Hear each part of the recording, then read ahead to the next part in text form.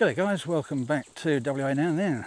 We're off on a very brief excursion, only just coming to this place here. This is a lovely little place in the foothills near Keysbrook called Bolinda Vale. Now unfortunately for anybody who wants to get out here this year, we're about the last people up before they close for the season because of the fire danger and things like that. A very nice little spot, not quite as green as it was the last time we were here because we were a little bit earlier in the year, and we are facing a couple of really hot days, unfortunately. We just picked a period of time when the weather switched from being pretty cold and rainy to going hot all of a sudden. So today we're getting 30 degrees, then we're getting 33, and then we're getting 35 apparently. So right over here is a nice little running stream. So that's going to be our air conditioner. If we get too hot, we'll just wet ourselves down with that. And we're up here with the 4x4 and the camping trailer, and we'll just give you a quick look at that while I'm yabbering away. I've just finished setting up. It didn't take too long. It's fairly easy set up this. So I'm about to settle down and have a well-earned brew.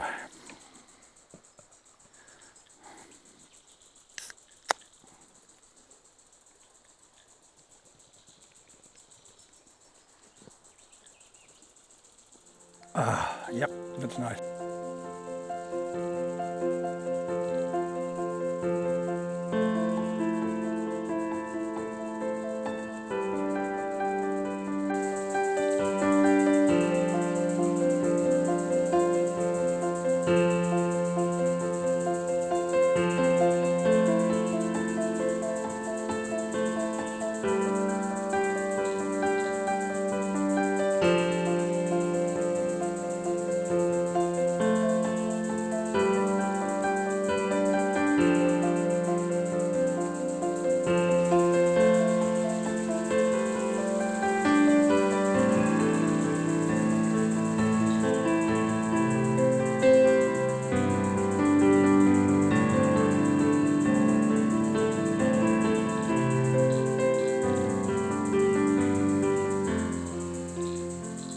Now we've made a video about this before. I'll put a link to that in the description below so you can check it out.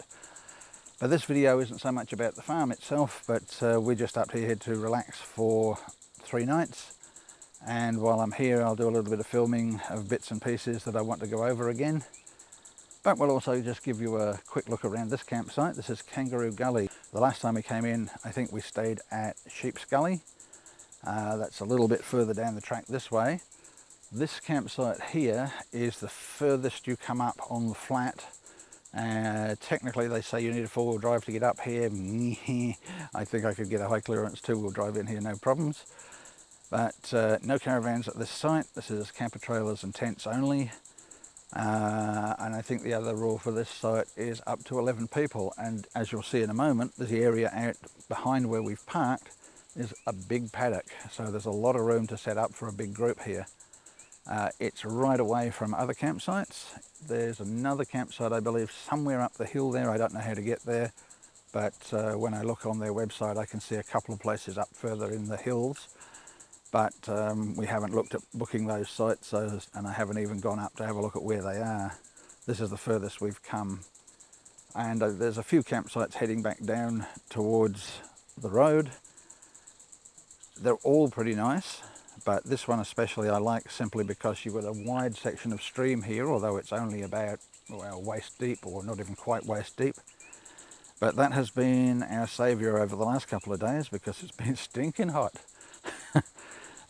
It was 37 yesterday and it's supposed to be 36 today, so the temperatures are pretty scorching. And not the most comfortable weather to go tenting, I've got to admit, but I prefer that to rain. Anything but rain. I'd rather it be stinking hot than wet.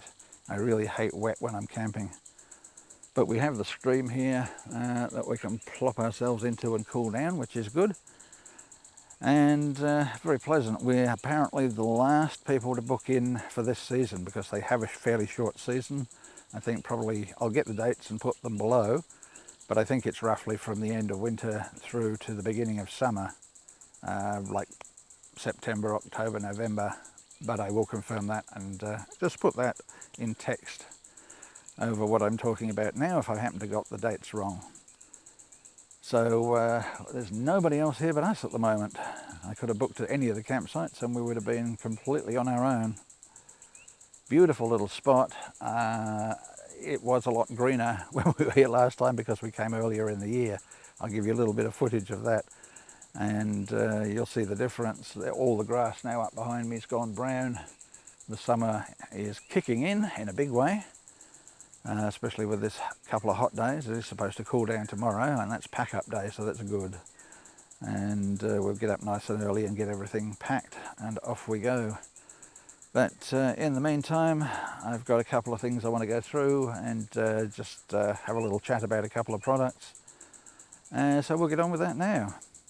Anyone who's been watching the channel for a while will know that this is featured in a few different videos. We did a little review on it early on when we first bought it, and I only have really one extra thing to add about it, and that's to do with the fly that sits on top.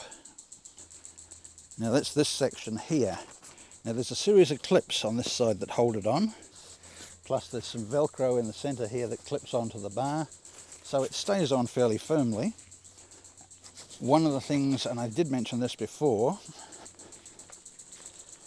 is that this section here, and you can see it's flipped up, needs to be kept down below that bar, and that just stops it from flipping up and letting rain get into the flywire section here. So this is not quite tight enough at the moment. That needs to be down a bit tighter than that. So all you do is just increase the tension on the guy line and that pulls it right over the edge. Now for some strange reason, and I don't know why, they haven't made this completely removable. It would be much better if you could take the fly off altogether. You can't, because on the far side here, and I'll show you that now, they have two attachments that are not clips. Now why they decided to do this, I really don't know. It's crazy. That's just a piece of elastic going around what the clip would normally go into. It makes no sense to me whatsoever. It means you can't remove this totally. What you have to do is bring it over to this side, and to stop it flapping you have to fold it underneath the tent. That just seems pretty stupid from where I'm sitting. Other than that, it's been quite a good little tent. I'm not expecting the zips are going to last forever, but I think it's probably a couple of years old now and we've been using it a fair bit. I am not sure what these are for either, because there's no door here. The door is on the other side. At first I thought, somebody's put it on the wrong way round, but can't be the case because it's permanently fixed on this side. So what you meant to roll up and put under here, I have no idea. It just doesn't make any sense to me, unless you roll this all up and put it across there and tie it up together. I don't know, it just doesn't seem to make any sense. Even if you did that, you're going to get a lot of flapping in the wind, and what you want is, and we had a lot of wind last night, you want to get rid of this piece altogether if it's dry weather, because you've got a nice fly screen top on there and on both sides, and it's very nice to lie there at night and look up at the stars. But the way it's designed, you can't get rid of this piece entirely. I could get a pair of scissors and nip these off and redo them with a hook on, I guess, but it comes this way, which I don't understand. I really don't understand that. But apart from that, it's a lightweight tent, as I've said in the past. It's not going to last forever, but it's very quick to set up and very easy to use, so pretty happy with it, I'd have to say. Now we've had some very strong winds the last couple of nights, but the only tent pegs I've got in is a pair at each end. So I've got one on the lines here on each side and another one down here just holding the edge down. I haven't put pegs on any of the other loops, and it's sat there quite happily, hasn't moved, hasn't even tried to lift up.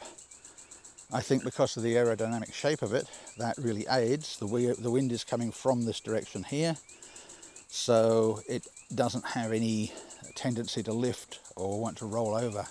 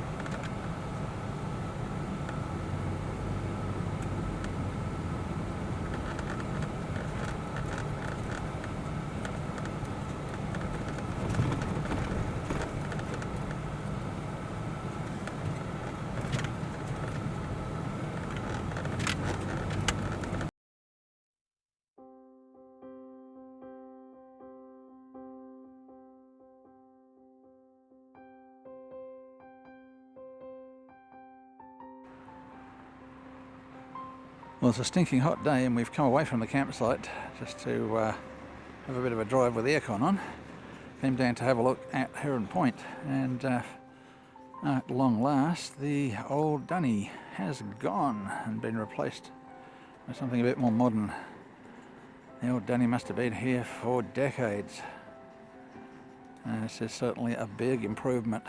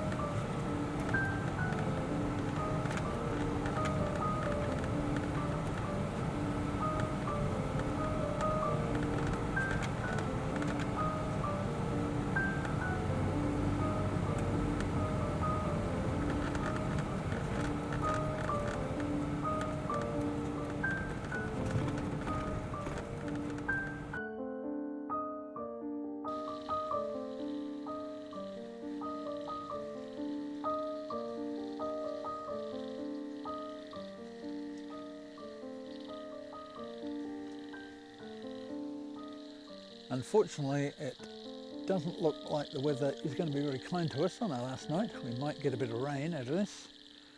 Looking at that, they say it's only going to be light if it happens, but between 2 and 7 a.m, which would suck. I think it's going to come in earlier than that, and I think it's going to be heavier. So in anticipation of that, we've packed up half the campsite. We've still got the awning out and the annex out on that side. Now the kitchen's gone, all packed up.